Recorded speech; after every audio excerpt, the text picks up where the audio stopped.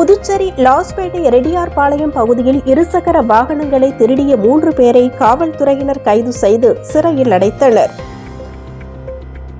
புதுச்சேரி லாஸ்பேட்டை காவல் நிலைய எல்லைக்கு உட்பட்ட நெசவாளர் வீதி பகுதியைச் சேர்ந்த தினேஷ் என்பவரின் இருசக்கர வாகனம் கடந்த 14ஆம் தேதி திருடு போனதை அடுத்து லாஸ்பேட்டை காவல் நிலையத்தில் அவர் புகார் அளித்தார். இப்புகாரின் பேரில் காவல்துறையினர் வழக்கு பதிவு செய்து விசாரணை மேற்கொண்டு வந்தனர். இந்நிலையில் நேற்று இரவு புதுச்சேரி கருவடிக்குப்பம் சிவாஜி சிலை அருகே லாஸ்பேட்டை காவல் ஆய்வாளர் இனியன் தலைமையிலான காவல்துறையினர் தீவிர வாகன சோதனை மேற்கொண்டபோது அவ்வழியே ஒரே இருசக்கர வாகனத்தில் 3 பேர் வந்தனர்.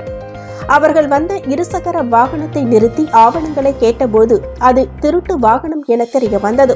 இதனை அடுத்து 3 பேரையும் காவல் நிலையம் அழைத்து வந்து காவல்துறையினர் விசாரணை மேற்கொண்டதில் அவர்கள் திருபுவனைப்பாளையம் பாரதிதாசன் நகரைச் சேர்ந்த ரியாஸ் அகமது, வானரப்பேட்டை அலையன்ஸ் வீதியைச் சேர்ந்த சொம்பு என்கின்ற சஞ்சய், முதலியார்பேட்டை அனிதா நகரைச் சேர்ந்த சிவக்குமார் என்பதும் லாஸ்பேட்டையில் 2 இடங்களிலும் ரெட்டியார்பாளையம் காவல் சரகத்தில் 1 இடத்திலும் என மொத்தம் 3 இருசக்கர வாகனங்களை திருடியது கண்டுபிடிக்கப்பட்டது.